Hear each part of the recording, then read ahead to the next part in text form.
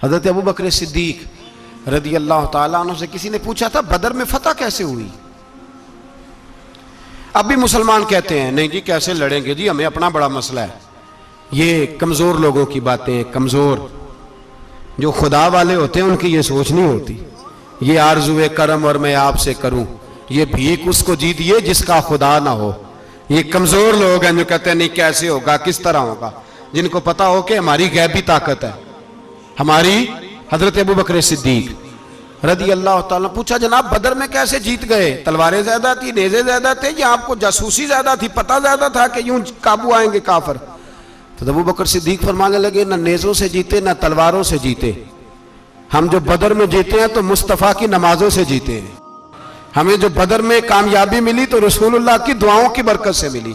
فرمانے لگے کافر ساری رات شرابیں پیتے رہے، ساری رات وہ ناچ گانے میں مصروف رہے، اور میں حضور کے خیمے میں موجود تھا، نبی پاک ساری رات نماز پڑھتے رہے، ساری رات حضور نماز پڑھتے رہے، ساری رات اللہ سے دعا کرتے رہے۔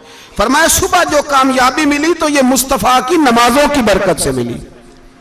ایک بزرگ کی میں بات سن رہا تھا، وہ کہہ رہے تھے اب نمازیں عبادتیں ریاضتیں بعد میں کرنا، پہلے جہاد کرو۔ کہہ رہے تھے اب نکل کر خانقاہوں سے ادا کا رسم شبیری، عبادتیں ریاضتیں تلاوتیں درود بعد میں ہوگا، پہلے جہاد۔ تو میں نے کہا صاحب عبادتیں تلاوتیں درود ہو کہاں رہا ہے، پہلے وہ جگہ تو بتائیں۔ خانقاہوں پہ تو عرس ہو رہا ہے، سال کے بعد ڈھول لگ رہا ہے۔ وہ جو زمانہ تھا نا کہ خانقاہ شریف پہ شام تک قرآن مجید ختم ہوگا، فجر کے بعد 50,000 درود پڑھا جائے گا، وہاں لوگ آئے ہیں تو وہاں ذکر کرتے کرتے لوگ اس قدر مست ہوئے کہ انہیں ہوش ہی نہیں کہاں کہ کہاں گئے، وہ تو دور ختم ہو گیا۔ اب کہاں ہے خانقاہ میں؟ اب تو نظر نیاز رہ گئی، ختم شریف رہ گیا، عرس پاک رہ گیا، باقی تو معاملہ ختم ہے۔